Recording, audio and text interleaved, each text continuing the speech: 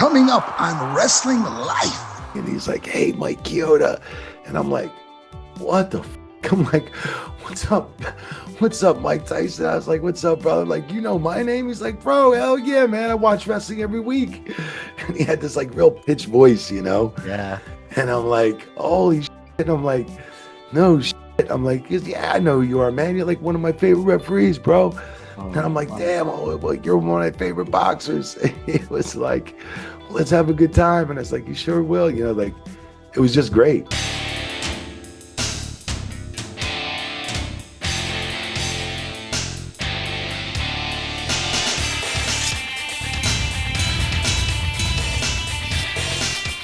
This is Wrestling Life with Ben Veal, the show that celebrates wrestling's past, present, and future with real talk from real talent.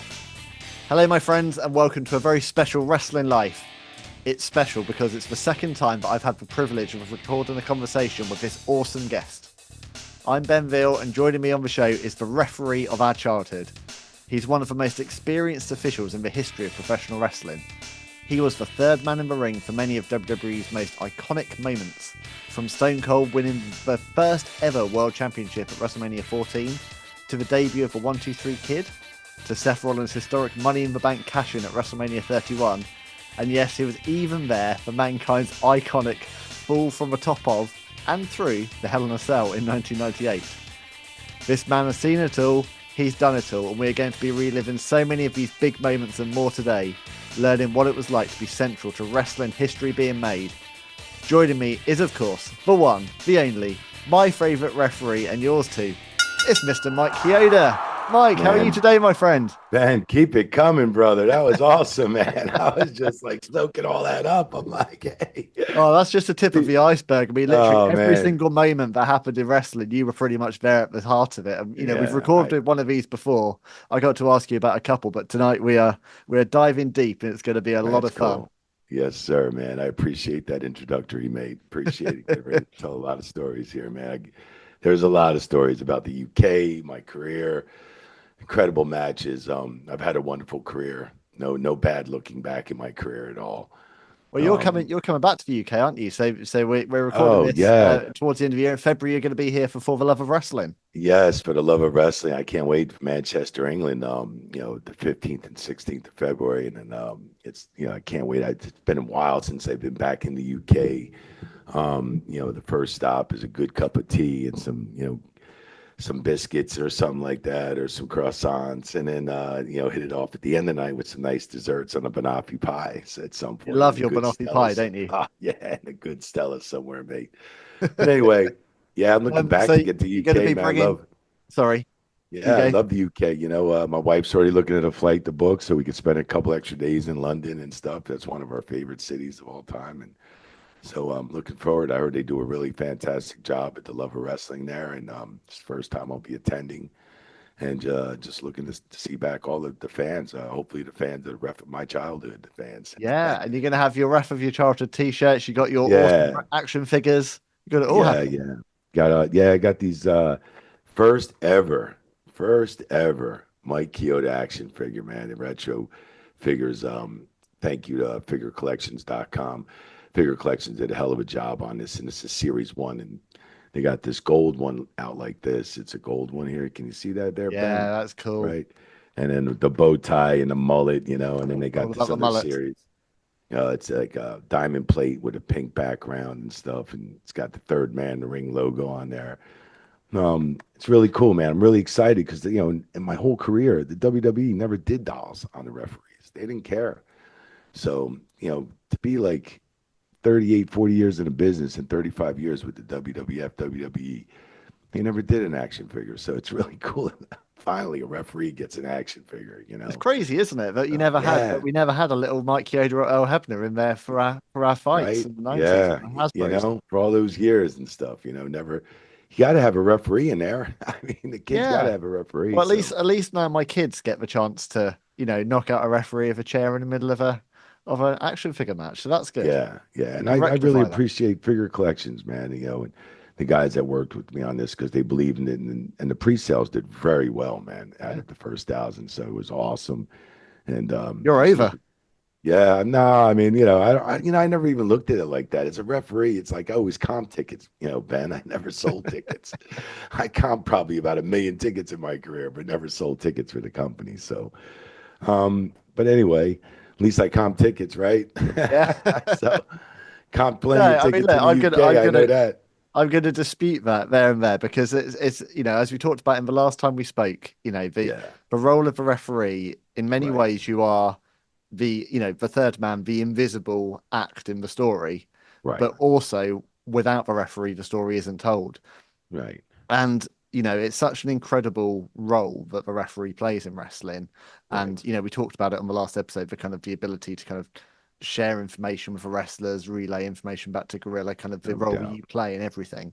And to I know know every that, spot, and you should know every spot and everything in a match too, as well. yeah, And just coming in and out of breaks and live events and live TV and just going into commercial breaks, coming out of commercial breaks, the go home cues. You have to hit those cues. Back in the day before the network, Ben, if you didn't hit your cue going off of USA, you're talking 50 to an extra $100,000 per minute or something like that. really. So, and I could say in my career, I've never actually screwed up a time or anything like that where the boys went over.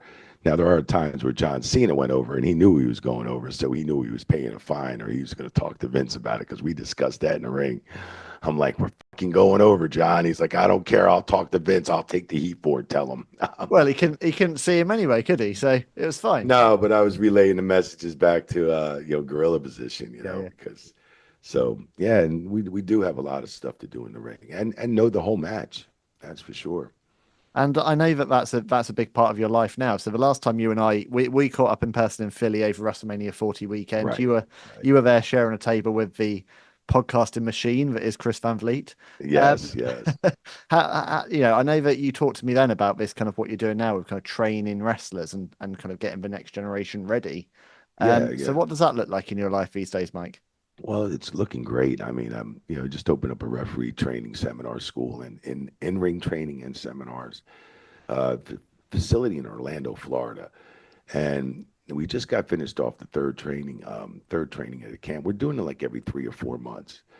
So, and I'm doing a 2-day seminar Saturdays and Sundays in Orlando. We got a nice 18-foot ring, beautiful facility with all kinds of TV monitors. We have wrestling on. We go through all the matches that people are doing on the independents. The first class, we had about 13 to 15 students at first, and we had about 20 students the second one. And it's just building, it's growing and growing, and all these students are flying all over.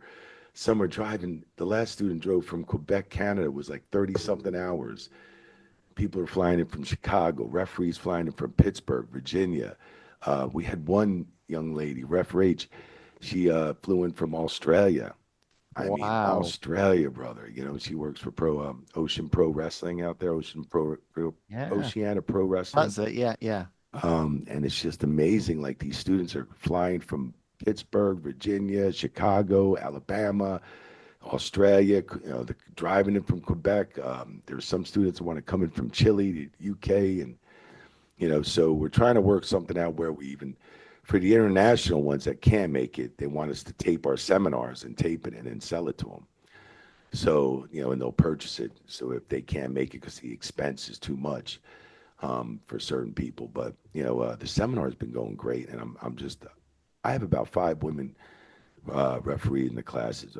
They're very eager, very determined to be the best at what they do in professional wrestling, and that's where I'm just like overwhelmed. Where the women made such a mark in professional wrestling by refereeing, because I hadn't worked with a woman referee since Rita McLaughlin, like in the early mid '80s and stuff Yeah. like that. Um, so it's really the school's really taken off, and I do like a 2.5 hour Q&A seminar. Then we do a 4 to 5 hour in-ring training with wrestlers and doing matches and doing spots and going over cadence accounts and how you should apply the rules and regulations on the 5 count, on the 10 count. We go through everything. So it's an awesome experience, and I'm willing to share my 35 years of knowledge in and out of the ring. So it's been a wonderful go. So yeah, it's interesting because obviously, as you say, like in the 90s, you didn't really see female referees or very rarely. Whereas it feels like now there's much more of a gender balance and lots more of the women referees reffing the men's matches. Yes. What do you find in terms of the split in terms of gender for refs in your training school? I mean, it's mostly it's male dominant, Yeah. of course. But I mean, at one point we had five young ladies, five women that are eager and determined and to be the best referee in the business and really want to do that for a career. And some women are coming in from Pittsburgh, like I said, Australia. There's a couple locals from Florida, and another lady coming from out of state. It's amazing. These women, and there's more women that want to come to the seminars because once they hear, it's like, oh, it's not just a 2 hour talk. It's a 2.5 hour Q&A question until you run out of questions for that day. And then we go into in-ring training, and we have food and everything provided for them in the morning, food in the afternoon, lunch. So I mean, we definitely provide a good service for the 2 days of the Yeah, and I mean, seminar. you have obviously what's special about you as a referee is you obviously were there for the whole evolution of the business, and Right, it must be so valuable, kind of giving that expertise back to, back to the next generation who are now entering an industry that is so much more open than the one that you entered. I mean, I don't think yeah, the opportunities in the wrestling business have never been more plentiful than they are today. It's incredible. right. No doubt, no doubt. And I love it because it's, you get to see, and it's like the women that just don't do women matches, they do men's matches too and stuff Yes. like that. So, and there's a lot of things that I'm training them that are helping them so much on the indies that they call me and then they text me and say, "Hey, you wouldn't believe what I did here, and I didn't get no heat for it." And when they found out I was getting trained by you and going to your seminars, and it's like they go, "Oh, okay, no problem." So it's good to hear that. Yeah, I love that. Well, look, we're going to dive deep, and All right. we're going to go very long trip down memory lane. And the first show that I have to ask you about because it is the one Yeah. that made me a lifelong wrestling fan. I've got a big poster of it behind me. SummerSlam 1992 at London's Wembley Stadium. Now, you were there with Right. your famous mullet early on in Yes. your career. What are All your right. memories of Sorry being about part of that that. show? No, that's all good. Wish I could grow Oh one. my God. Oh man. But what I remember was, the build up to that 1992. Like, you got to figure when I started WWE back, I worked from when I was a teenager and stuff for Gorilla Monsoon and all that when I was younger at 14, 15 on the weekends from school in the summer times. Then Vince Sr. took over, like after he took over from Vince, he took over from everybody. So, and then I went back to wrestling when I was 18. My father took a stroke, and I said, "Oh man, I need to make more money." I was going to be a baseball player, but I said I knew I hadn't made a lot of money in wrestling. I know there's money in wrestling, so I went back into wrestling, and I loved the traveling a little bit here and there. That was just around the East Coast, Northeast Coast, Maryland, Philadelphia, and so somebody played New York, and so when I started that in '85, full time '85, '86. I started refereeing in '87. Chief J. Strom, he made me a referee. So then I was, refereeing, paying my dues for a couple years on all the live events and the house shows we called them back then, and learning from old school wrestlers. And Joey Morella was teaching me a lot. '89, I made my debut on TV, and then we started going to Europe and building that Europe and the Mm, UK and Ireland and all that stuff up in the late '80s and early '90s to build that show at '92 in Wembley Stadium, right? yeah. So even like WrestleMania 4 and 5 in New Jersey, where I was from, New Jersey, where I grew up, born and grew up, I wasn't refereeing. I was doing crew stuff all the time. So, I didn't get to do these big crowds yet and all that stuff. But Wembley, London, 1992 was my first biggest crowd, 82,000 people, man. And it was the most phenomenal time. Um, it was just what an experience with all the horns and the horns going, like, and I did a couple matches, which was I was flabbergasted to do some matches during that. And then the Undertaker entrance was phenomenal. You remember that? Wow. I mean, that was just like, whoa. And with all the old school cars in England and all that stuff. Yeah.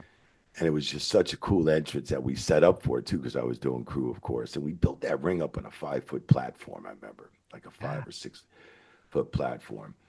And it was so cool. So I wound up doing a couple matches, but see what happened was I remember jumping off over off the barricade and then landing down on the ground on right in the front row.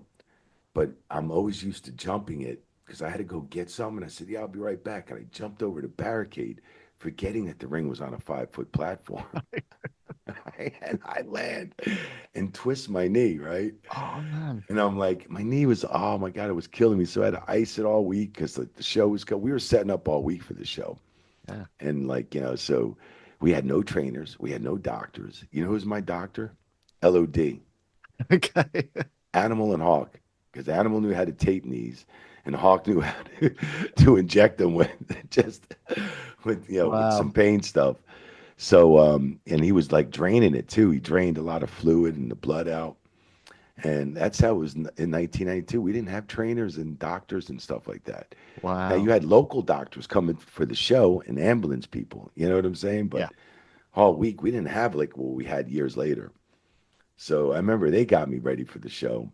Wow. Took care of me all week, taped my knee up for the show and all that. That's And incredible. yeah, Mike and Joe Laurinaitis, and Mike and Yeah. Hawk and Animal, they were great guys. And so I mean, and going through that show and just being out there and in the match I looked forward to the most was the Bret Hart Hitman match. Mhm. Bret the Hart My Hitman favorite against match of the all time. Bulldog, Yeah. right? You remember them horns just going one side of the crowd? It was like 40,000 people. The only time Bret Hart ever got booed in the UK was that match. Was it really? Oh my Yeah, and God, because he and was obviously he over in the turned UK. around. He knew. Yeah, I mean he was like a superstar when he came over. Right. But I mean, but that was the only time because The he knew British how to work that Bulldog. match. Absolutely. Right. Yeah. I mean, the British Bulldog. What a great match. Went 40 something minutes and Joey did that match. And I remember sitting and watching it from the crowd, a little bit high up. And I just wanted to see like the view of the match and just hearing the people live. And it was one of the most phenomenal things in my career just to witness. It's the So match that I've watched back more than any other. I mean, how was that for Joey? I know you and Joey were really good friends. That was a real honor yeah, to be that was the referee awesome. for that match. Yeah. I mean, with him coming off some years ago doing Hulk Hogan and Andre the Giant, and he's done some also incredible matches throughout his career. And, we were really good friends growing up and stuff. And that's how I got started through Joey and Gorilla. Yeah. Yeah. So, I mean, it was phenomenal to watch Joey. I mean, I took all my learning off of Joey. He was always giving me, good points and what to do inside the locker room, inside the ring, how to, be respectful to the boys, make sure you say hello to everybody, make sure you do this, make sure, you're already paying your dues doing the ring crew, this and that. And, make sure you don't fuck up any matches. Don't screw them up, man, because you'll always get the heat as a referee, so Yeah. always be there for the boys. So, I mean, he's just give me, always told me don't stooge on anybody because, once you stooge, nobody likes you as a stooge. Don't, of course, you don't want to stooge on anything, right? Mm, And really, stooging, it was like don't stooge on somebody to enhance your job, enhance your position. sure. So if you're not good enough at what you're doing with your job, you don't need to stooge somebody out, get them in trouble to enhance your position. Yeah, that's the same in any So career path, and isn't it? That's just and yeah, that's correct too, and that's true, right? yeah. So That's just good. That's just good and corporate etiquette, really, isn't it? To it is not get ahead corporate at someone there, but else's expense. I think the entertainment in that Hollywood level too is a little bit more different. You know what I'm saying? It's a little Yeah. more backstabbing, really, like to get your face on TV, to get well known in the world, to get well known on TV is a little bit different. Yeah. It's a little more backstabbing. Yeah. I've Yeah. seen it for 35 years. So, and thank God I wasn't, you know, in that situation with a lot of people, Yeah.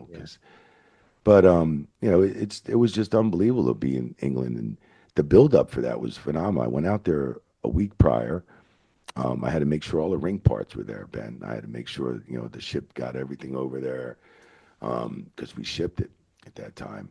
So I flew in about maybe 8 or 9 days earlier. So I had to make sure the spring was there, the old school spring, most parts of the frame and all that other stuff. So all the turnbuckle and curtain stuff, people were flying over, in boxes or checking it and a lot of that stuff. So, and I remember flying over with some turnbuckles and some curtains just for, and them being there early. And I remember getting there early and man, I'm drinking out my mini bar. I'm shopping at Harrods. I'm getting these pump sneakers for 99 I thought it was $99. I'm like, God, the pumps are cheaper in the United States. They're 120, £99. 30 in the United States, right? I didn't know the pound figure, right? I'm Yep. spending like a son of a gun, man. I'm drinking all the mini bars, things, and everything. And then the wrestlers get there about 4 or 5 days earlier. And I'm like, bro, I'm like, the prices are great. Drinks are cheap. They're like, yo, man, you dumbass Chioda.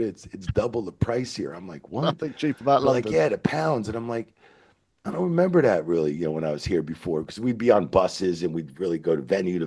Yeah, yeah. I didn't get like a week prior to each, it was like town, then go to Germany, then go to Ireland, Belfast, and Dublin and all that. And so, and I'm like, no shit. I'm like, what do you mean? I'm like, so I remember my credit card was like 5,000 American. I spent like 2,500 to 3 grand. It was like 5,000 Americans. It was almost 2-to-1 ratio to the Yeah. pounds to the American dollars.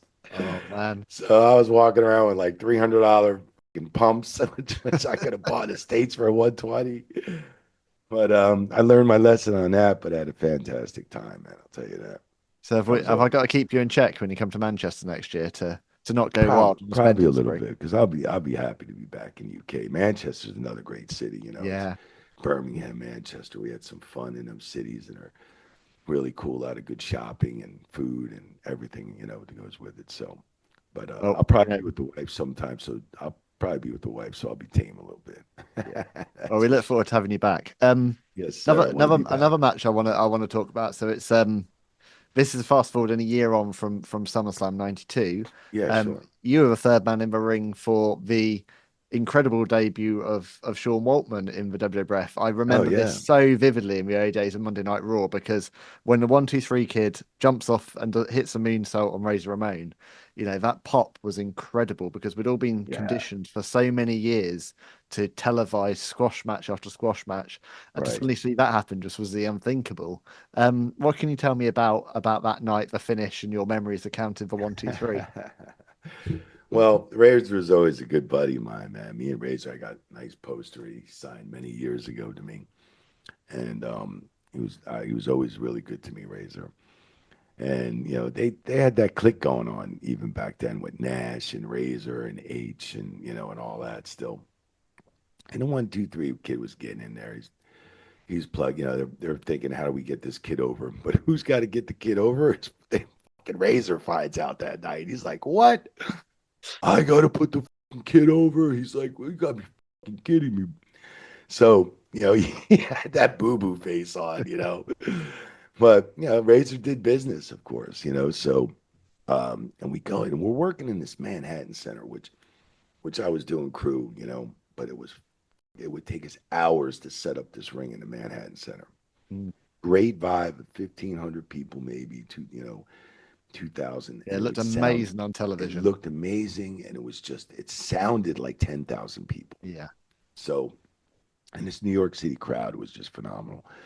So, we were setting up in all day. I'm in the locker room. We set up that day, and Razor gets the word, and he's like, Coyote. That was my nickname. Hulk Hogan and them boys gave me that nickname, Coyote. So, Coyote, come here. And I'm like, yeah, what's up, Race? He's like, brother, I need you to count as fucking fast as possible without making it look ridiculous or not. You know what I'm saying? But I don't want you to count too fucking slow. And I'm like, I'll count fucking fast as you want me to, Razor. He's like, well, I don't want fucking. He's like, we never had this conversation. I'm like, hey, I'll speed that son of a bitch up as much as I can. And I really did. I tried 1, 2, 3. Yeah, it's like, But it's a great example of like you can come out the winner from a loss because that is such an iconic moment. It didn't hurt right. Razor at all No, because it was not at such an all. upset, but it made such a difference for You're sure. exactly right, Ben. Yeah, it didn't hurt Razor at all. But it did put the kid over, right? It did put him hugely over, getting that W over Yeah. Razor. So it worked out great, man. I was happy. I just didn't want heat with Razor and the click. So hey, when they would have told me, hey, don't count to three, I probably wouldn't have counted three. Well, I mean that for me stands tall as one of my most defining early moments of being a fan. Like, but those early Monday Night Raws, that intimate setting, all the colors, I just remember Yeah, that so vividly. But jumping ahead a few years later to another iconic moment, right. I mentioned it in the intro, but the fact that you were there for Hell in a Cell, and obviously we've heard so much from Mick and from the Undertaker over the years. It feels like it's been talked to death in some ways, that match. Right, But I've actually never heard your side of the story. So I'd be fascinated to hear kind of how it was like, what it was like to be there on that like truly insane night when wrestling changed in many ways. God, it was unbelievable. Takes that bump off the cage for the love of this business. You know, I mean, Did you know it was coming? Like, um, what had you been told beforehand about he's going to be thrown off a top now, of a... see, now he didn't practice this, okay? No, They it's the didn't kind of bump you only want to do once in your life, I would exactly imagine. right. Well, I mean, and this is where I'm going with that too. Like, there was no big air balloon underneath the table because when Shane and Undertaker did that, they had an air balloon under the table because they were getting better at taking Oh, this bump. really? At WrestleMania 32 when Shane did the... So Right. exactly. Yeah. So Shane did practice the bump on a big, in previous nights before that WrestleMania. Okay. I was there. We went over stuff, but still, don't get me wrong. It's a hell of a dangerous freaking bump, right? Mm. You can crack your back, you can break your back, you can crack anything. I mean, it's just you can just go off just a little bit in that from that 18-foot from the top of the steel cage to that table, and just if you land the wrong way, it can go really bad for you. Mm. But now here, going back to Mick Foley taking that bump, we didn't have all that with the air balloon underneath that table, to take some of that pressure off and all that other stuff. So he took that bump like he took it. It was just unbelievable. I mean, I was shocked. No, I didn't know it was going to be like that. I didn't know at first. So coming down and him going through the cage again, and I remember him asking me for the first time, Mike, he goes, Mick Foley says, Mike, have I been on this stretcher before? And it was the second time he was getting on. He was on it. And I said, yeah, Mick, you have. This is the second time. And he got right off. He goes, I'm not going on this stretcher again. And he got off the stretcher right away.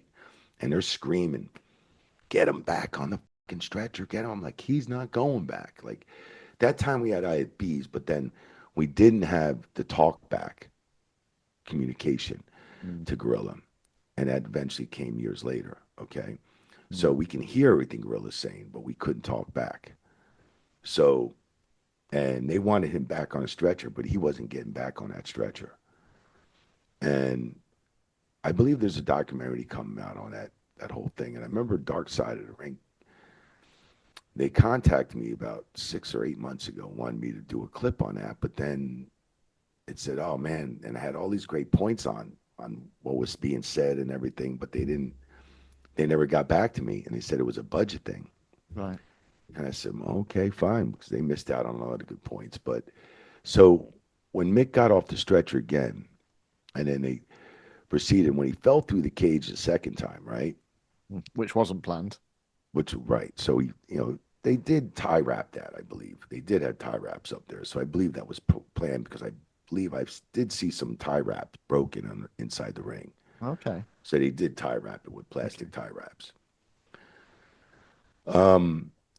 After that, I slide in, and I thought Mick had a big booger in his nose, and like it was something all up in his nose. And I'm looking, and I'm like, Mick, let me get this booger. You got to get something out of your nose, because I was getting ready to get something to wipe it because I wanted him to be able to breathe through his nose after this bump, nose, mouth, Well, it wasn't a booger. It was his tooth. I went, holy shit. I looked, and I'm like, Mick, your fucking tooth is up in your nose. I'm like, Mick, you all right?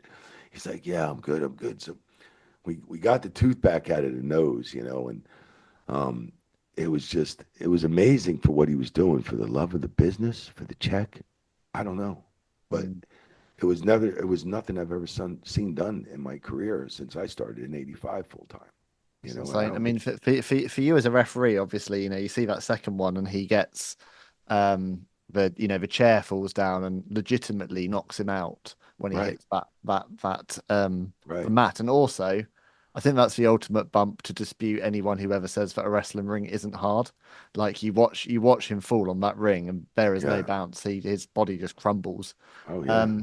But for you there, you're kind of watching it because I know you can see Undertaker's there on the top, deeply concerned, just legitimately very worried that he may have killed the man almost in the ring. That must have been really hard, like to navigate those last few minutes, worrying like whether or not he should still be out there. Man, we didn't. I mean, there was doctors checking on him.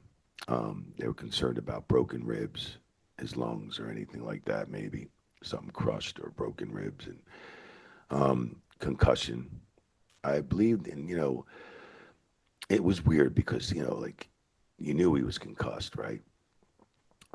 But back in them days, man, that rang my bell. You never really looked at concussions like we're looking at them now in sports. Yeah. And American football, in soccer itself, and football in England, right? They're looking at concussions now more often, and so many other sports. And that all went down in Pittsburgh, right? That pay-per-view. Yes. I believe that was. Yeah. Now, do you ever remember the time when Mick Foley took the 12 chair shots or 11 chair shots over the head from The Rock? Wasn't that in Pittsburgh too as well? I think so, yeah. So I'm just like, I didn't know what was Mick Foley doing when he goes back to Pittsburgh.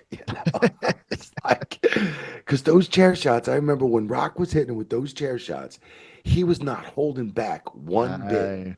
No. One bit. And it was just like, it was almost like a slaughter. It was just like, and God knows how Mick took all those chair shots. Well, did you ever watch the Beyond the Mat documentary that they made? Yeah, and yes. Obviously that documents that, and it's showing Mick's family at the side, and it's just brutal to watch. I mean, I was out there. I was watching it. I was just like, what the fuck are we doing? Like, what's going on? And I'm thinking, and then at one point when I was talking on my podcast, I go, what is it with Mick Foley going back to Pittsburgh, jumping off 18-foot cages, taking 11, 12 chair shots? And he needs to keep away from Pennsylvania, that man. Yes. No, I mean, I recorded with Mick a few months ago, and I was saying to him, like, I think all of his fans just say pleased that he's actually still, he seems in, he's in pretty good health, really. All things considered, for the amount of abuse he's gone through. Yeah. Yeah, I seen him in St. Augustine in his signing and over the summertime or something. He just looks great. And he was all happy about me doing the documentary because he had said a lot of things to me in there. And during that, the time when he's taking them bumps and on the stretcher, and we talked about the tooth, and we talked about, and it was just like, and he was like, hey man, I'm really excited. I did mention your name at the doc. I said, yeah, they called me, but then they never. There was something about in the budget. They said they had to use JR, and all their money went to the budget using JR. So I was like, damn. I was like, I'd love this. Love to talk about that. Well, it's incredible, and I mean, because I carried him out the whole way with Terry Funk. Yeah. And it was just, and he was, just talking to Terry and just asking us what he did, what happened here and there. And didn't the Undertaker break his ankle or break his foot or something when he came down as well? Like, did something with his foot. Yes, he did. I think he jumps down. He starts hobbling around as well. Badly sprained ankle, which is worse than a break. You can only imagine that conversation between Undertaker and Mick Foley afterwards, can't you? Backstage, like, I've got a tooth through my nose, and you're like, yeah, but I sprained my ankle. That tooth jumped right from his bottom of his mouth, went right through his lip. Yeah, crazy. Into his nose. Through his lip, into his nose. That was, 1998 was the year when everything really ratcheted up, wasn't it? In so many levels. I mean, only a couple of months before that, as I said earlier, you were the referee when Stone Cold won his first world title. He beat Shawn, and obviously Mike Tyson was the enforcer. Now, the night we're recording this is the night before Mike's big match. By the time everyone listens to this, they'll know whether or not Mike's comeback success has been. I'd love to see Mike Tyson working with Mike Tyson and stuff. And what was it like to work with Mike over that? God, it was Ben, it was fantastic. Like, here I am, right? I get this call that I got to do the match because Earl got sick, right? So he had an aneurysm and stuff. And I had my certain matches on the card that night. But then I get a call from Pat Patterson, Michael Hayes, and them guys. And they said, hey, Chioda, they said, you're doing the match at WrestleMania, Stone Cold Shawn Michaels. We need you to do that match. And Phil, I said, sure, hell yeah, no doubt. Be a pleasure, So now at this point, I'm like, wow. I'm like, wait a minute, Mike Tyson's the enforcer, right? I'm like, this is phenomenal, right? I'm like, huge fan of Mike Tyson. you know, back in them days when Tyson was fighting, I remember missing a fight because I took a leak, and we paid all this money for the pay-per-view, and you couldn't really rewind like you did before. You couldn't do all that back in the day. I remember I was like not even a minute, and Oh man. I missed the fight. No. So ever again, I said, no matter what, I said I'm never pissing during going to the loo, Absolutely. going to the bathroom, man, and during a Mike Tyson fight. So Mike But Tyson shows up the arena. We have rehearsals, right, for this match, Stone yeah. Cold. And man, I'm here. I am working with Shawn all these years since 1985, 86, when he comes in as the Rockers with Shawn, Marty Jannetty and all that. And here, Stone Cold made such an impact in wrestling.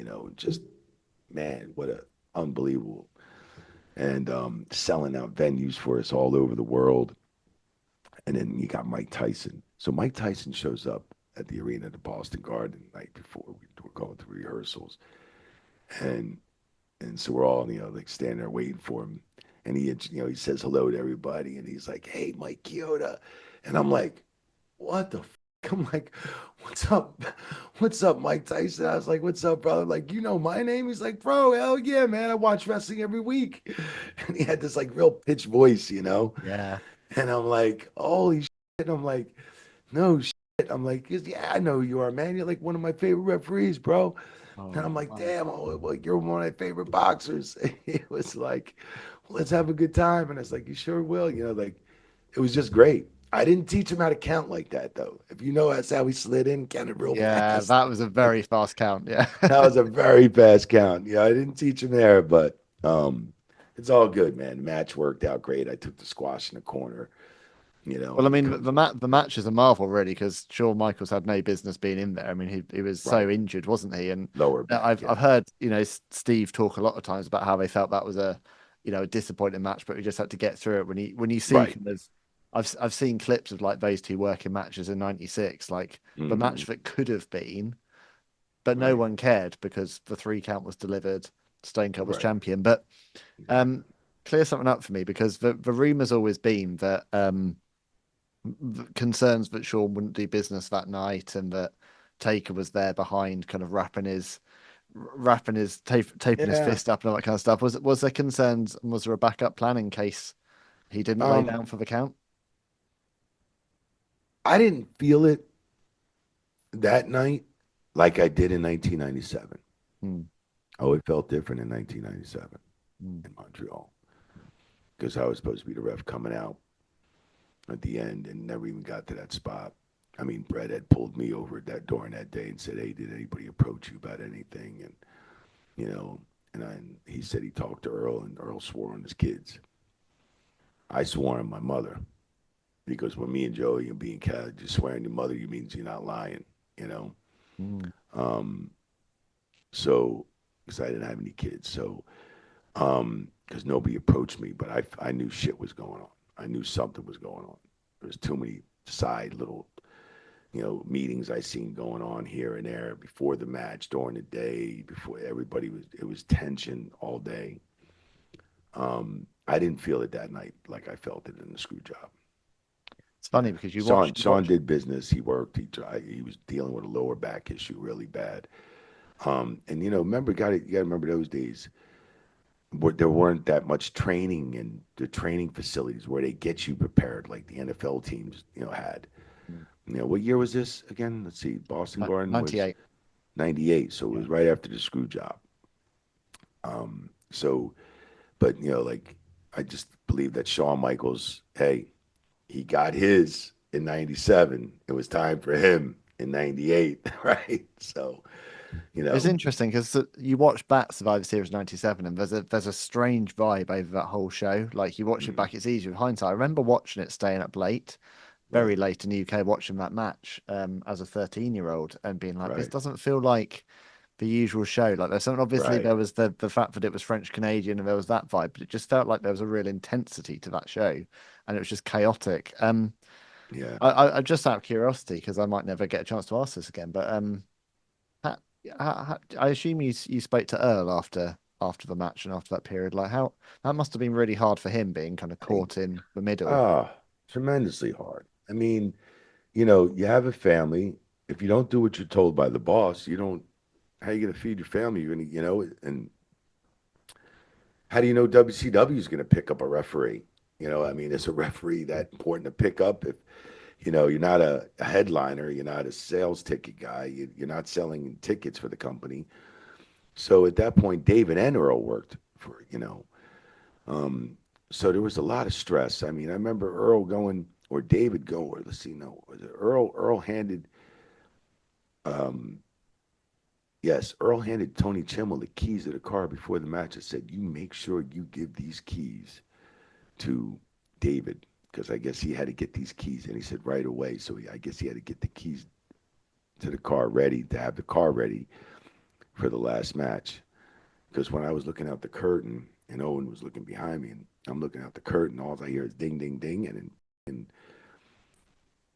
Earl's running through the vom, and he's running outside the arena, headed towards the downstairs where you have to go downstairs and to the car park down there and at that arena in Montreal. So he just got put in a bad situation, man. So, and I mean, he's got to feed his family. So I actually thought the company would take care of him for the rest of his life with that situation, but that fell out a few years down the road later. I've spoken to Mark Mero a good few times about, because he was there that night, and asked him Well, if you how talk, he yeah, felt, and Taker too, man. yeah, he said to me, like, him and Rena, him and Sable just wanted to get out of there as soon as humanly possible, Yeah. because of the vibe that everyone was worried that there was going to be riots, and the Well, crowd yeah, was I going to mean, really turn on anyone who was affiliated with the uh, WWF. yeah, it was, because that point, I remember at the end of the show that me and Chimmel got dressed to do the crew, and then Taker's walking, and we were stuck in the locker room. We're up against the door like this, up the room against, like, we're up against the wall because we didn't want to be seen and hearing everything. So we seen Taker and his entourage come up to meet with Vince, and they were face to face. And it was just right outside our locker room, where Bret's locker room was two doors down on the left in the corner. And Bret came back out later on, punch Vince. We're fucking stuck in his room. Everything's going down in the hallway, and we're just like, holy shit. And we were stuck in that room until everything cooled down. We got out to the ring. I remember right after when Bret got back, he was kicking every door down in the back, trying to. A lot of them were locked. A lot of them, he was trying to get in, looking for Shawn, looking for Vince, I'm sure, or looking for somebody. He Yeah. was looking for one of them, and yeah, there was a lot of chaos at the end. There was a lot of turmoil, man. It really sucked because I mean, you got to look at it this way, man. Bret was running the company. He was working hard since 1985 at that point, at least, or been with the company 12 to 15 years and busting his ass, and I mean, and traveling. He was a good family man, good person. Mm. Um, it just, I feel bad for him because, then his career went to WCW, didn't really hit it off there too well. And then it kind of ended from there. So it There really were, and sucked. there were other options as well. There are many Yeah. ways that could have played out. They didn't need to go down like that. Right. And then, you know what? It's just like, did I wish my career ended the way it did after 35 years? No. Did I did I like to see Bret end his career the way it ended? No, not at No. all. And him and his family and the history of his family with the dungeon goes back to his dad and all that. They put a lot of time into wrestling and a lot of dedication. Yeah. And Canadian fans, UK fans, all the European fans are great fans, man, all over the world. Yeah, well, And I've been a Bret Hart guy through and through since '92, right, and always will be. yeah, And it's interesting. So I had a chance recently on the show to ask Eric Bischoff in a very yeah, balanced way right, about right. his take on the screw job, and then of Bret's run in WCW, and he's got a very different perspective. Mm, But I asked that because there are two sides to every coin, and right. everyone's got a different perspective on that situation. I know which camp I fall into, and which camp I'll always fall into as a Bret Hart guy. Because Right. I think Well, I mean, there were so many ways that scenario could have been avoided, yeah, I mean, for that not to happen. Because it wasn't about dropping a belt; it was dropping a belt to Sean right. in To Canada Sean, that which night. Sean wouldn't do the job for him not too Correct. long ago either, in Yeah. certain ways, in certain situations. So it was like, you know what? Like, and he didn't like the way the business was going. He didn't like it all, the tits and ass and all this for his kids. And he just didn't really like the way the business was going in a certain direction. And I'm sure he said that on some of his podcasts before because he personally This was a guy, his family sent me a Christmas card every year. I mean, none of the boys really did that shit, like, and he would send a Christmas card to me every year with his family, on it and stuff. I got stuff up here. It's Bret and Undertaker on the front page of the Cape Times paper, and that's 1997, right? And that's right before the Screwjob. We were in South Africa in Sun Cape City, yeah. Town, and Sun City and Cape Town. We did Joburg, all this. We did tours over there in 95, 96, 7. And, Taker and him were close, and they had great matches. And I'll tell you, wherever Bret Hart went, South Africa, UK, Germany, all these different countries we were going to at that time, he used to be huge pop on his the match that he had against The Undertaker at One Night Only in Birmingham, Right. 97, was incredible. Right. And, he was so popular, even though, of course, this was right in the middle of the USA-Canada rivalry. But Bret's always been our guy. And, I mean, a little story for you, Mike. The reason I'm really a Bret Hart guy and always will be is 1996, 12 years old, I was going through a tough time at school. I was getting bullied. I wasn't having a very easy run of school. And wrestling was always my escape. And I went to see my first WWF show in 96 in Birmingham. And my dad, unbeknownst to me, had written a letter, Bret Hitman Hart, care of the Birmingham NEC, basically saying, this is my son. He's a huge fan of you. It'd mean a lot to him if you could maybe send out a signed photo or something like that. Right. I'm halfway through the show, and this big burly security guard comes up to me and goes, "Are you Ben Veal?" I'm like, "Yeah." I'm thinking I'm about to get chucked out. Like, I'd just seen Bret have a match. Right. I thought I was getting chucked out of my of a show. Seat. Right. Come with me. Doesn't say anything. Doesn't explain anything to this little 12-year-old kid. And I follow this giant security guard, and suddenly, before I know it, I'm backstage, and there's Vader and British Bulldog and the Undertaker and a very young Rock. And he's looking at these guys at 6'5". I'm just suddenly in the locker, or just on the outside of your locker room. This guy goes, "Bret will be with you in a second." I'm like, "What?" And before I know it, Bret comes out and meets me, gives me a photo, takes photos with me, has a long chat with me. And that was all, that literally made my childhood. And made a very difficult time in my life a lot better. And there was no need for him to do that. This was before the days of, someone from the WWE crews following it around to get it on a smartphone. It's not going on Twitter or anything. There's no PR element. This is just a good guy doing something nice for one of his fans. And so you'll never be able to. A lot of people have a lot of negative things to say about Bret, and you'll never hear a negative word come out of my mouth, because I think that speaks volumes about the man he is. No doubt. I'll give you one story, mate. Let me tell you this one, man, real quick. We were doing a Europe tour in England. We used to do like 10 shows in 13 days in the UK, or so many, we'd go to Sheffield here or there. We do all these little towns, right? So we're doing Birmingham one day, and I go out to do the first match, and I swear to God, I'm sitting there, and it's just still in a blue shirt and a bow tie. I got the picture right up on the wall here, and I'm sitting there, and I'm a huge fan of Led Zeppelin growing up. Now, when I'm 12, 13, 14, I'm a huge fan of Zeppelin throughout my whole life, and Led Zeppelin, and I mean, here it is, and you're always thinking of a kid, God, I'd love to meet Led Zeppelin, and who's sitting front row is fucking Robert Plant, bro. Wow. Robert Plant. That's incredible. Little boy. Man, he comes backstage with this entourage of security. He's got this, like holy jeans and a tie-dye shirt. And I think I just got done seeing the pictures at 11 or something like that. But so he comes backstage, right? And I told the boys, I said, "Hey," I said, "Hogan." I'm telling Paul Roman in the match, he was like, "Oh, that's not Robert Plant, bro." I'm like, "That is Robert Plant." And I'm telling Ray Fernandez, he's Hercules, right? They were Power and Glory. I was doing her. And I'm like, "Yo, that's Robert Plant over there. Like, Chioda, stop smoking that hash over here. That fucking goddamn shit you're smoking under a glass." He's like, "It's not fucking Led Zeppelin, bro." I'm like, "I know it's not Led Zeppelin. It's Robert Plant, though, the lead singer." Nobody believed me. He comes back. I'm telling Hogan. Hogan's laughing at me. He's like, "Chioda, what the fuck are you smoking, Coyote?" And next thing you know, intermission, all the boys are standing around, and here comes Robert Plant. And they're like, hey, guy, hey, mates, Robert Plant wants to know if it's all right to bring his Robert Plant. Hogan's like, Robert Plant. And they're like, yeah. Next thing you know, they're all circling Robert Plant, and his little boy is sitting there on the outside trying to say hello. And I'm like, yo, his son's right here, bro. Say hello. Oh, And they're like playing his song because they're so marking out for Robert Plant. We all marked out for him. So we got some pictures, of course, with the Kodak cameras. And I got it on. That's one of my favorite stories, man. Seeing Robert Plant come to the wrestling to see us, it's like, wow. And of course, he brought his son. So it's but it was a amazing. cool experience. Yeah. Yeah. What a cool experience for his little boy as well. Right. Amazing. Exactly. Yeah. Exactly. So look, Montreal, obviously we talked about that. That was a very ugly night for wrestling. Right. Another night that you officiated, Yeah.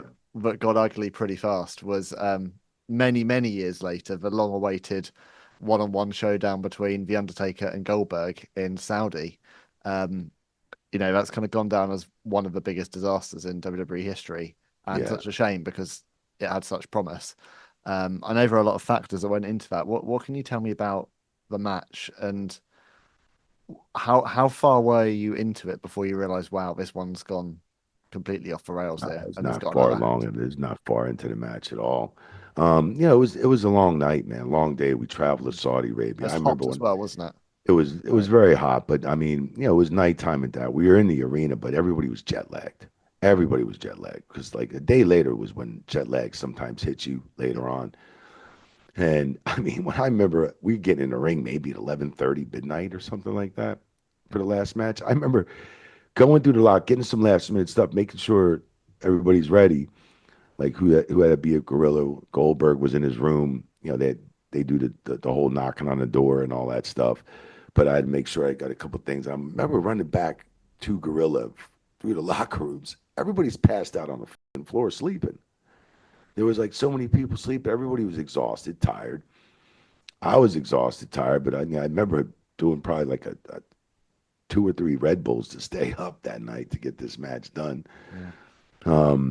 So I mean, and everything was fine. I mean, Goldberg's entrance came out to the ring.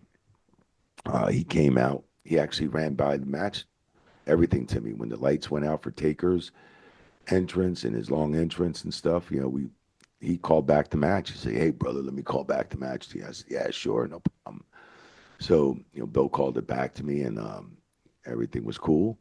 Um, some people were saying he was concussed from backstage, but I didn't believe that because he called back the match so fine to me and didn't miss a heartbeat. But when he hit the turnbuckle in the beginning of the match and went through the turnbuckles and hit the post, at first I didn't know if it was the bolt on the bottom of the rope that got his head because these bolts that hang down, and didn't know if they didn't cover or if he just kind of crashed and burned into the post itself. But either or, it was one of them because he came back out with a big gash on his head. So I was like, and I kept asking him if he was all right, and he was okay. He said, yeah. But then it got worse as the seconds and, went by, minutes went by. It got worse and worse. I asked, which at times you thought you had control of, stopping a match when somebody's seriously hurt, but I had no control that night to stop the match. So it just went on. And, when you're hearing Goldberg got $2 million or Taker was getting 3 or 4, and then there was a lot of money on the line with this match. First time I think ever wrestled together, maybe. And it was like, the company was paying us, Saudi Arabia was paying the company $50 million and all this. It just seemed like they had to make sure that match got through. So God bless they went through it. They both could have seriously got injured. Yeah. He was definitely concussed, man. Pretty good during the match. But God bless, he got through it, and he's okay to talk about it these days. And we all have those kind of nights, and it wasn't his fault. Anything he did, it just took the wrong bump, and he got hurt and concussed. And that's the worst. I mean, one thing is getting gashed open, bleeding, but when you're concussed and gashed and bleeding, and you're stressing from the bleeding, and you're feeling weird. Some guys aren't concussed when they're gashed open. They're just gashed, the hard way. So, yeah, it was just the look on Undertaker's face. And some of those moves I didn't know if the landing was going to be, oh my Lord, just looking at it going, oh, and it just, You okay, guys? Just kept checking on everybody. And at the end, when Taker sat up, man, the look on his face, he came out of character. It Yeah. was just definitely came out of character. Yeah, that's the first and only time you'd ever see the real Mark Calloway coming through at the end of a pay-per-view. Just, yeah, Yeah. said everything, doesn't it? Yeah, sure did, man. Sure did that look. So, it's just, it happens. Those nights happen. So I'm just glad everybody was able to walk away. Yeah, they Still got got through it paid. somehow. Still got paid, right? Still Yep. got paid. Still made the money. They're still going to Saudi Arabia. Everything's good to go. So, Yeah, everything and looks it good. feels also like their Saudi shows have become a lot more normalized now. The first year or so, it was all about like I remember they got Shawn Michaels out of retirement for a match, Right, and it right, was like right, it had to be trading on the legends. Now it's actually trading on the brand, and right, they are just part of the premium live event schedule now, which is much healthier. right. No doubt, no doubt. You said about kind of blood loss there. There's another match from your career that I'd love to ask you about because I think this is a bit of a sleeper one that a lot of people overlook. We've kind of got John Cena starting his retirement tour in 2025, and Right. I think that's kind of brought around a lot of reflection around John's career and actually what he achieved. And Hmm. there's a match that I always really, really loved from his, I think it was his second run as WWE champion, Right. Royal Rumble 2007, John Cena and Umaga, last man standing match. Yes. Absolutely brutal affair. I think Yeah. it's kind of got lost a little bit in the annals of time, really. It shouldn't because it's Right. classic match, brilliant last man There standing is. match, probably the There best is. I've ever seen. Cena bleeds buckets in that match. He Yeah. really does one hell of a Yep. blade job. What can you Yep. tell me about that match and also memories of Umaga? Because I think Umaga was just incredible in my Well, book. at the end of that match, he was choking him with that rope or something, right? Yeah, So at the end of that match, now at this time, Eki, which is Umaga, Eki Fatu, which God bless his soul, I miss him dearly. We were very good friends for years. He actually got me to move to Houston from New Jersey in '07. Said, hey, we're all moving to Houston from Pensacola. Come out. I was going to move to Florida, and then I wound up moving to Houston. Carlito moved to Houston. Sheldon Benjamin moved to Houston. And all these guys were moving to Houston at that time. So Davari and so me and Eki were really close friends, and I bought a house like 5 minutes from his development, like 5, 10 minutes away. So me and Eki were always hanging out. We're tight. Now, at the end of that match, it was such an awesome match, working that match, right? And those matches are so hard on the referee because you lose your voice completely at the end because they want Kevin Dunn in the truck and Vince, they want loudness. One, like drama. Two, like, well, it's and interesting there's, because it's a rare moment when the referee isn't invisible. A last man standing match, isn't it? It's actually you right, are a very central third character. true, right. Or like when you got to put the microphone in the I quit match, Oh, I hated like, those. I did too. Do you want to give it up? Do you want to No. quit? Whatever. I felt like hitting some of the boys over the top. And, hey, listen to me. You feel like giving it up? Get a pop out of the You fans. remember Bob Backlund's one he did where he's just like,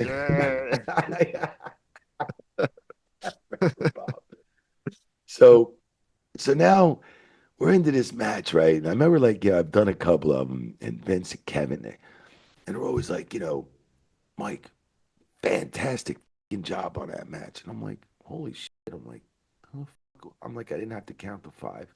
I didn't have to fucking enforce any rules or regulations. I didn't have to count to three or two and a half or two and close. I'm like, what is so great that I did in these matches and all the other matches I do, taking bumps and and they're like, you're just so like your voice comes so great over the mic and this and one, two, and I'm like, okay, I hate these matches because I lose my voice at the end of the night. So I'm doing this match, and he's having a fucking hell of a match, Eki with Cena, right? And I remember I think Eki got like 200 grand for that match, you know.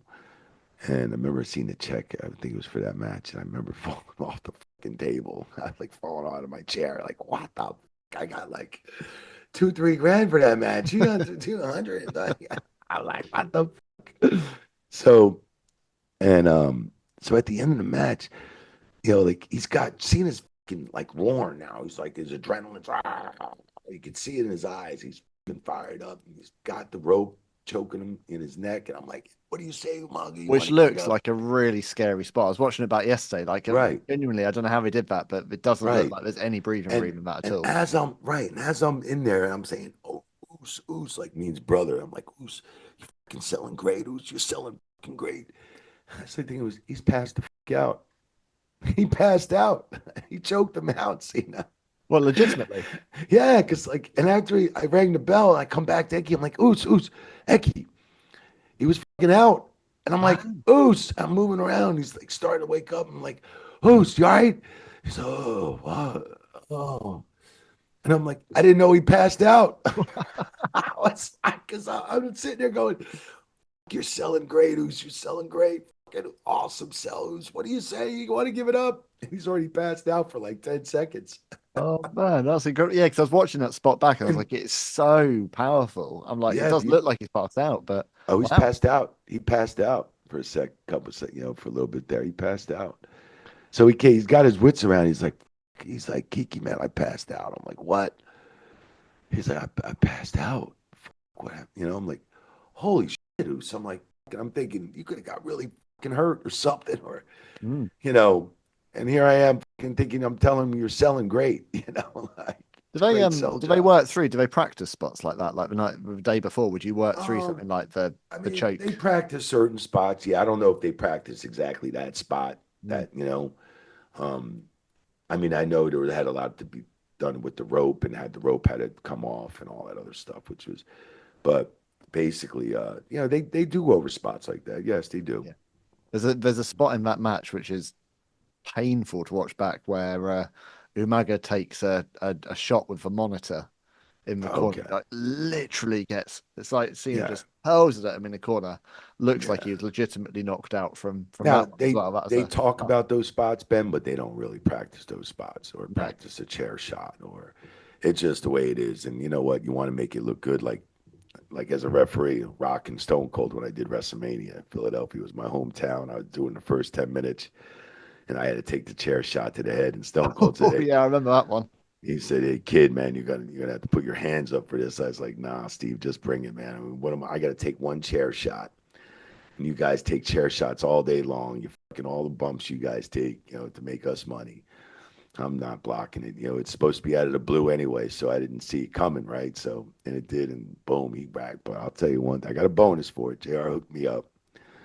But man, that thing rang my ears. They rang for a couple of days. My neck hurt for a week or two. It was stiff as all get out. I mean, I those chair bet. shots are no joke.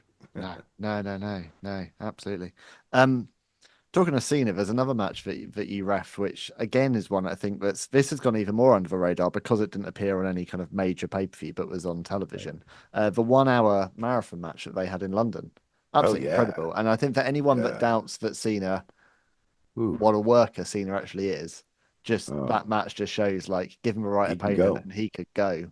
He Yeah, can go. absolutely. Yeah, Well, Sean was going, right? Sean can go, period, man. I've been yeah, working with Sean with 1 hour marathon matches with Marty Janaeas when they were Rockers and the Rougeau brothers. And they used to work hour marathon, best out of three falls. And then here later on in Sean's career, how many years later he's working a one yeah. hour marathon with John Cena at the O2 Arena was phenomenal. So we're on the bus getting to the arena and the production meeting gets out. And Cena gets up off the bus and he's like, Chioda, be ready for a long night. And I'm like, now, the night before, I remember we get into TV. I was up till 5 in the fucking morning. Cena was up at the bar. We're up partying heavy. I mean, we're kind of a little fucking hungover, right? So getting ready to go to catering, get a good meal, and he says he's on a bus and he gets up, get ready for a long fucking night. And I'm like, what do you mean? He goes, we got a 1 hour marathon. I'm like, who's we? He's like, me, Sean, and you. We. And you're I'm like, oh like, man, oh, I'm like 1 hour. He's like, yeah. I'm like, oh, I remember sweating. My shirt was soaked. I blew up like 4 or 5 times. I got my win back. I was like, what a again, another match, part of that man. referee role that is so overlooked is actually how fit you have to be because you are literally moving all over the place all the time, Have aren't you? You've to, got to be in the have spot all to, the time, got to all the keep out of the time. way all the time. Right. There's no Yeah, right. There's no the only time I get a little bit of break when I'm asking to give it up when they get into a hold maybe for a little bit, you know. Yeah, so That's the only time. you were They in the get a wrong break. era. If you'd be early 80s, it would have just been all rest holds. You could have just stayed in Yeah, one yeah. place. Yeah, stayed in one place in the corner, count with my foot. One, two, Yeah. three. The days of bear hugs, that's what you want, isn't it? That's it. But and then working in O2, which is even in a Mecca arena, I remember I worked a match with Shawn in I want to say Albert Hall. What's that Royal called? Albert Hall. Yeah, Yeah, it was like years and years ago. beautiful venue. And that was a really cool theater place. I think it was like a theater and stuff like Yes, that, where the beautiful, Queen's beautiful box venue. was or something, maybe. Yep, yep. And that was really cool. That was an experience because that crowd was fantastic that Yeah, night. I think But they only ever did it once. I think it was 1992. They did Royal Albert Hall, and I've been for I was 30 there. years. I've been wanting WWE to come back because it is, Yeah, you know, yeah. you still get plenty of bands come and tour and play for Royal Albert Hall. It's a stunning Right. venue. It sure was, and that's why it even brought to my mind. If we did it one time, that's why it's because I remember it being such a stunning venue. It was really cool, a theater, old school, classic, like Yeah, or antique like theater. It was awesome. Something that was so nice, and it was just to work in that. I heard it was should be an honor for you to work in that theater, right? Maybe or something like that at yes, that time. yeah, And absolutely, very prestigious so still is. yeah, it was awesome. And if there was night that was, geez, what 32 years ago? Holy Man, crazy. telling my age, mate. Oh, me too, my friend, me too. There's two more matches I got to ask you about before we wrap up, and Yeah, this is sure. literally cherry picking from hundreds of Sure, matches I could sure. ask you about. But Gotcha. we recently saw a spot on Raw where Braun Strowman and Bronson Reed collapsed the ring, and it's something that brought back a Ah, lot of memories for us old school fans who remember that right, match on SmackDown where right. Brock Lesnar and Big Show decimated the ring, and Yeah. they both took huge bumps. It was a proper like holy shit moment. You took a big bump yourself because Yes. you flew across the ring at the same time. Um, Yes, yes. how do you go about planning What for a do I spot got like that? that? I got that somewhere. I got that somewhere in my office, that picture in a frame. What are the three of you sprawling in the ring? Yeah, it was just two of them sitting there, and I'm sitting there like dumbfounded, like.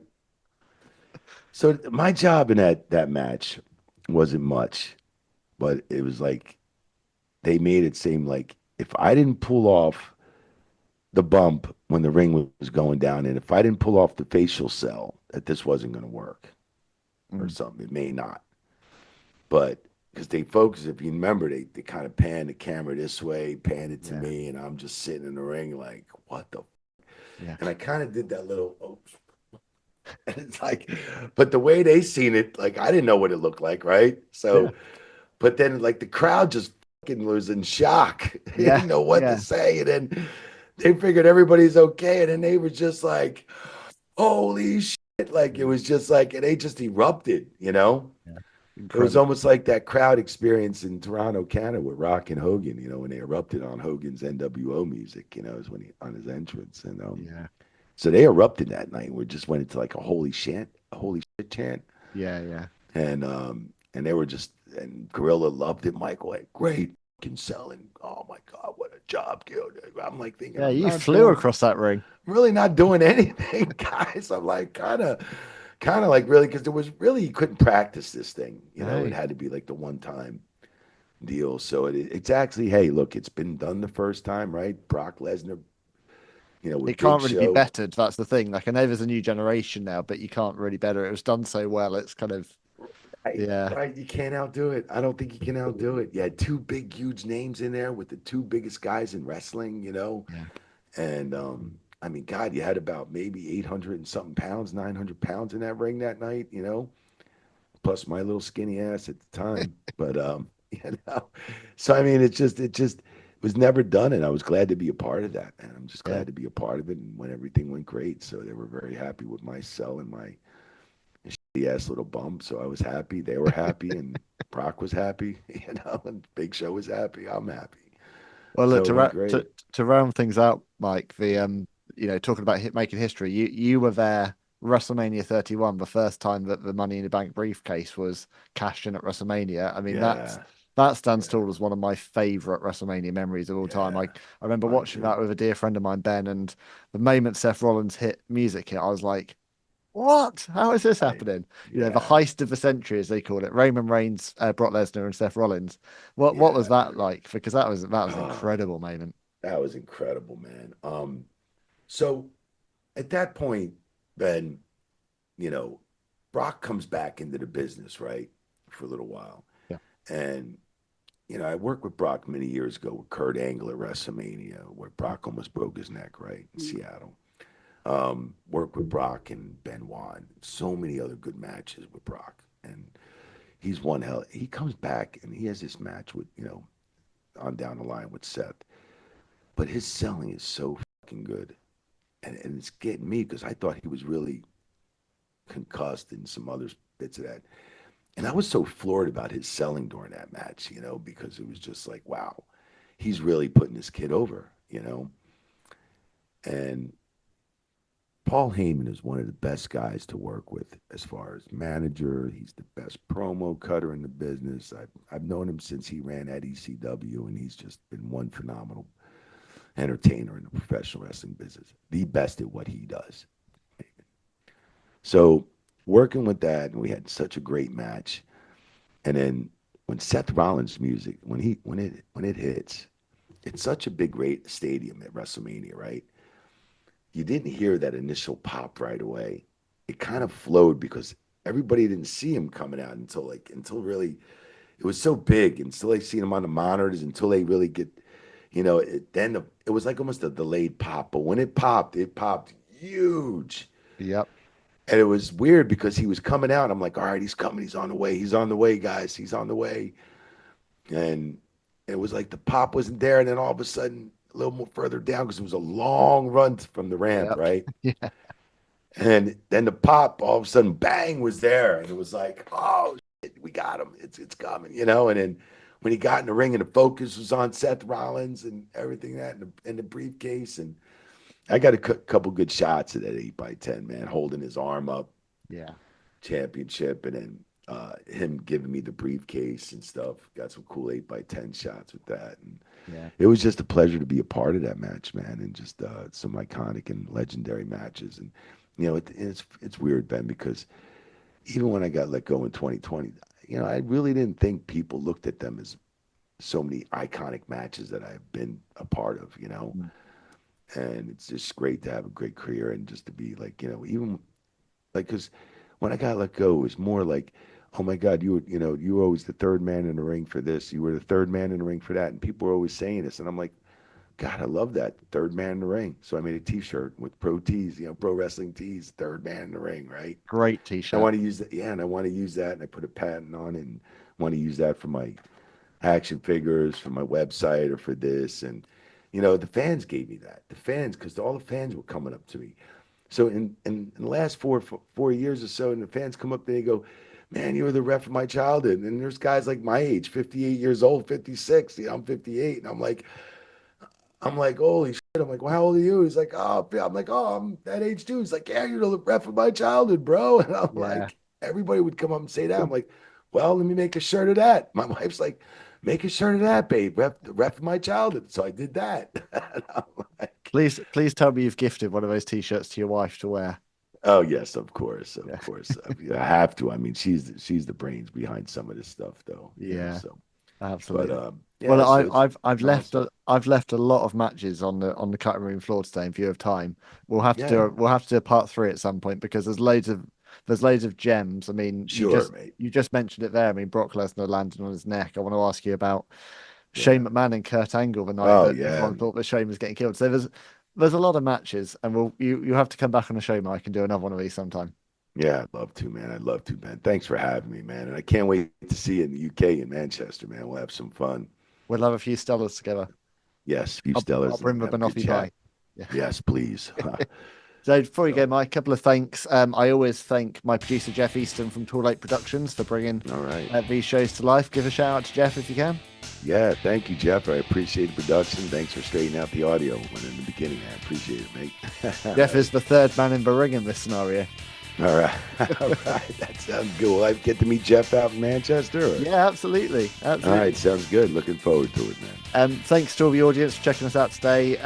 We've got about 35 of these episodes now in the archive, so please, including another one with Mike. So please check out all of the Wrestling Life so far. But until next time, I've been Ben Veal. This has been Wrestling Life. My very special guest has been Mike Chioda. Till next time, see you soon. Bye. One love, Ben.